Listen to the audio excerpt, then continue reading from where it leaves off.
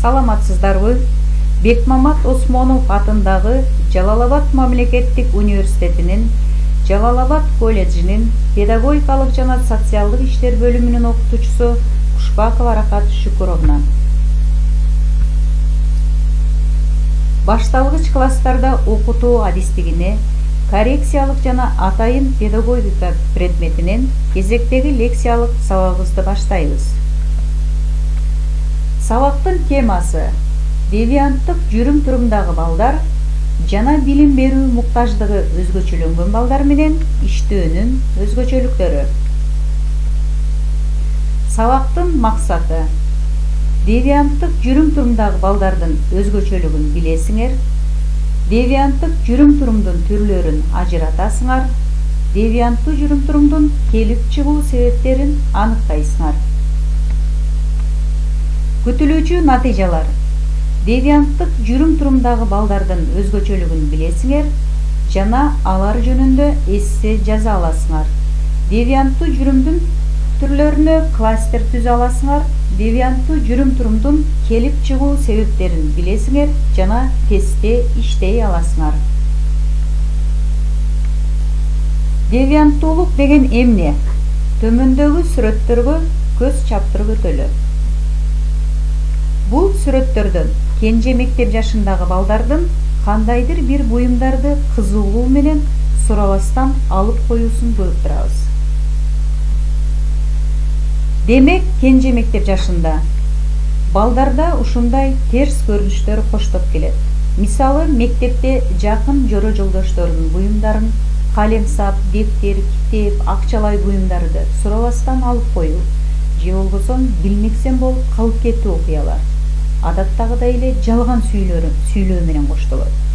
Ошондой эле үй бүлөдөгү терс көрүнүштөр, конфликттин көп болушу, ата-энелерде баланын көзүнчө спирттик ичимдиктердин колдонулушу, чылым чегүү.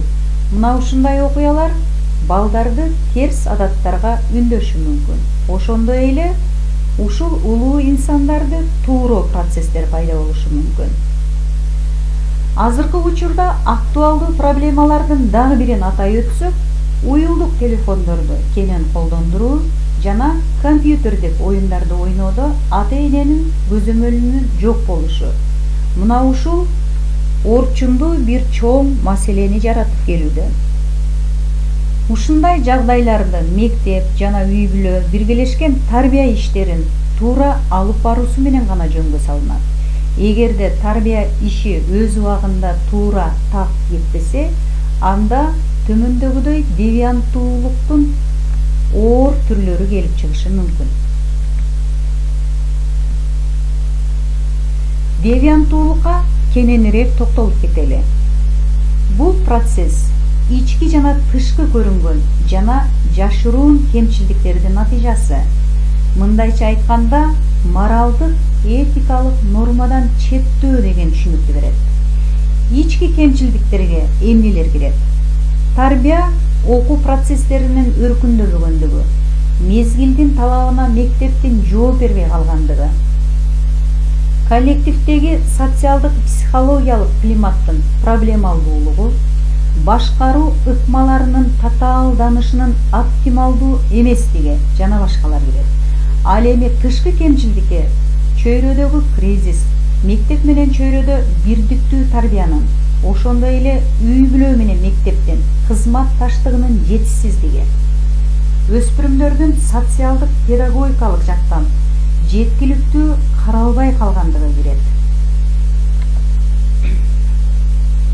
Мисалы, жашыруун кемчилдикке педагогикалык анализдин жетишсиздиги, күн санап өзгөргөн чөйрөгө баланын көнүү жөндөмүнүн төмөн болушу, социалдык өз ара байланышты көрө билүү жөндөмүнүн жетишсиздиги, баланын өз алдынча билим алууга жөндөмсүздүгү жана башкалар кирет. Адептик баалуулуктардын системасы бузулганда аномия башталат. Аномия деген эмне? Аномия деген сөз грек тилинен которгондо мыйзамсыз, башкарууга мүмкүн болбогон деген түшүнүктү берет. Башкача айтканда, индивиддин коомго карата сезимине бүлүк салынышы, нааразычылык, кыжырлануу пайда болгондо башталат. Демек, аномия Бул инсандын кризиси, элдеги девианттуу жүрүм-турумдун арбышы, кылмыштуулуктун өсүшү, ажырашуулардын көбөйүшү, никесиз жыныстык байланыштардын көбөйүшү, баңгиликтин өсүшү, өзүн өзү өлтүрүү жана психикалык проблемалардын өсүшү менен коштолот. Төмөндөгү сүрөттөрдөн девианттуу жүрүм-турумдагы өспүрүмдөрдү көрүүгө болот. Кээде өзүнүн кызыкчылыгы ишке ашпаган, өз мүдөөсүнө жетпеген өспүрүмдөр пассивдүү абалда болушат. Алар ички мотивинин негизинде аракет кылбай, өзүнүн бош калганы чыдагыс сыяктуу көрүнгөндүктөн кумар оюндарын ойношот жана акылга сыйбаган иштерди жасоо менен коштолот. Девианттуулуктун түрлөрүнө кененирээк токтолуп кетели. Девианттуулук конструктивдүү жана деструктивдүү болуп эки топко бөлүнөт. Конструктивдүү девицияга киргендер калжаңдаса да иштиктүү сунуш айтып аракетте болушат. Ал эми деструктивдүү девицияга психологдор аддиктивдүү, антисоциалдык, суицидтик, конформистик, нарцисстик, фанаттык, аутисттик жүрүм-турумду киргизишет. Бул жүрүм-турум ар бир адамды бүлгүнгө салат жана кээ бирлери чөйрө үчүн коркунучту туудурат. Төмөндөгү сүрөттөн суицидтик абалга кабылган жаштарды көрүүгө болот. Азыркы учурдун актуалдуу проблемаларынын бири суицидтик абалдарга көп кездешүүчү жагдайлар болуп келүүдө.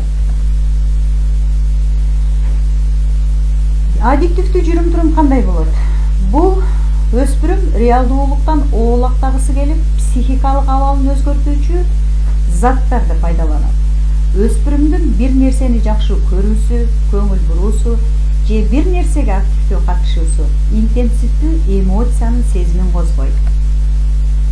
Ал эми антисоциалдык жүрүм-турум деген эмне? Мындайча айтканда, коомдук көз карашка каршы жүрүм-турум. Мындай жүрүм-турумдун негизин моралдык, этикалык эрежелерге каршы иштерге баруу, башка адамдардын, элдин укугун жана мыйзамдарды этибарга албоо менен коштолот. Суицидтик жүрүм-турум. Бул жүрүм-турумда инсан өз жанын тобокелге салуу же болбосо өзүн өзү өлтүрүүнү атайбыз. Конформисттик жүрүм-турум деген эмне? Бул сөз латын тилинен которулганда окшошуу, ылайыкташуу деген түшүнүктү берет. Мындайча айтканда, бирөөнүн таасиринен көз карандылык, ой пикиринде анализдин жетишсиздиги, официалдуу көз карашты жактай берүүчүлүк, чечиминде өз алдынчалыктын, оригиналдуулуктун жоктугу, эки жүздүүлүк, оюн түшүнбөстөн колдоо, пассивдүүлүк жана башкалар кирет. Нарцисстик жүрүм-турум өспүрүм башкалардын берген баасына өтө сезимтал, бирөөнүн кайгысын бөлүшүү сезими жетишсиз, өзүн өзү өзгөчө сыйлап сүйгөндөр кирет. Фанаттык жүрүм-турум деген эмне? Фанат деген сөз латын тилинен которулганда туталанып акылдан адашуу, ачуулануу, сүрдөнүү дегенди түшүндүрөт.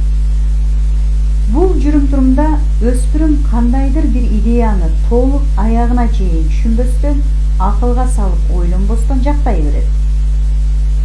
Башка адамдардын көз караштарын чыдап укпайт, ыкка көнбөгөн терс аяк, зордукчул аракети бар, мүнөзү корс болот. Башка адамдардын калыс, бейтарап же жолдошчулук мамилесин, кылык жоругун көбүнчө кастык катары баалайт.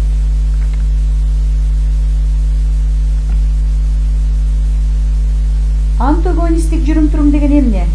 Бул грек тилинен которулганда күрөш, талаш дегенди түшүндүрөт. Мындайча айтканда, өспүрүм реалдуулуктан, обочолонуудан, социалдык байланыштын жоктугунан, жалгызчылыктан, өзүнүн каалоо, тилек, фантазия, ойго чөмүлүүсүнөн келип чыгат. Аларга ата-энелердин камкордугунун жетишсиздиги, жардылык, экранда өтө эле көп агрессивдүү маалыматтын, зордук-зомбулуктун, мектептин, татыктуу тарбия таалимди камсыз кылууга кудуретсиздиги, окуучулардын колу бошто барып өнөр алууга билим үйрөтүүчү мекемелердин жетишсиздиги жана башкалар кирет. Азыркы мезгилде жаш кадрлар менен мектеп турмушундагы нервти козгогон жагдайларга жараша чыдабай өз жумушун таштап коюшууда. Анткени эски позициядан толук баш тарта албай, жаңыча эмгектенүүгө көнүгө албай жаткан учур. Жаш мугалимдердин жаңыча көз карашы балдар коллективине толук кире элек. Өз ара мамиле түзүүнүн демократиялык стилине толук кандуу ишке аша элек. Авторитардык көз караштагы мугалимдерден билим алган өспүрүмдөр айласы төгөнүп, бири-бири менен атаандашып билим алып, гумандуу мамиледен үмүт үзүп келүүдө.